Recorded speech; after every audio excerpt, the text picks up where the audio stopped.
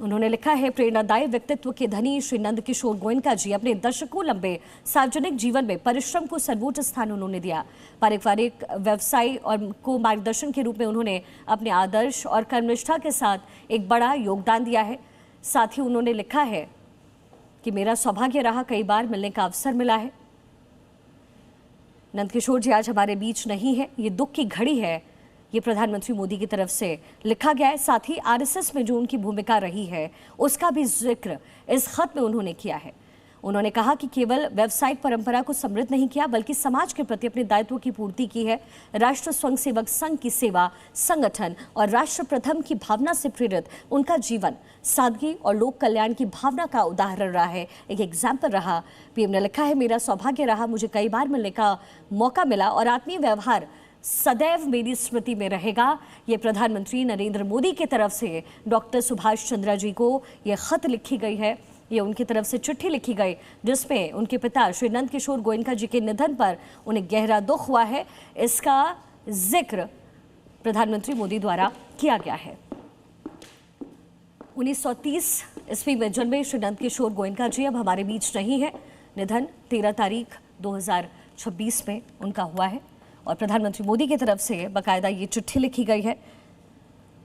गोयनका जी के पिता और एसएल ग्रुप के चेयरमैन डॉक्टर सुभाष चंद्र के नाम ये चिट्ठी प्रधानमंत्री नरेंद्र मोदी द्वारा लिखी गई है जिसमें श्रद्धांजलि अर्पित की गई।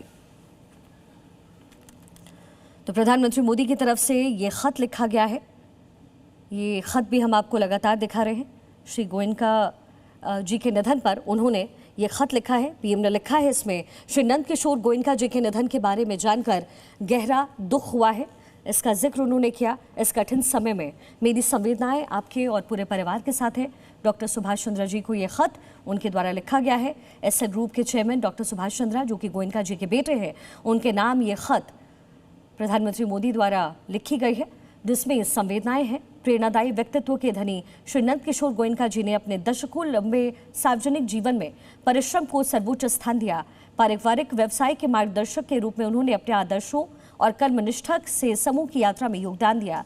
पीएम ने आगे लिखा है कि उन्होंने न केवल व्यावसायिक परंपराओं को समृद्ध किया बल्कि समाज के प्रति अपने दायित्व का भी पूरी निष्ठा से निर्वहन किया।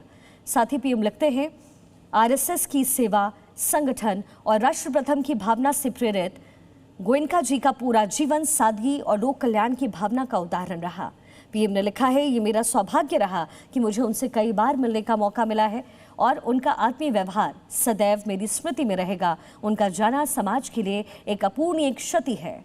श्री नंदकिशोर गोयनका जी आज हमारे बीच नहीं है, पर उनका भरपूर जीवन आने वाली पीढ़ियों का मार्गदर्शन करेगा। उनका स्नेह, स्मृतियाँ और शिक्षाएं सदैव परिवार के साथ रहेंगी।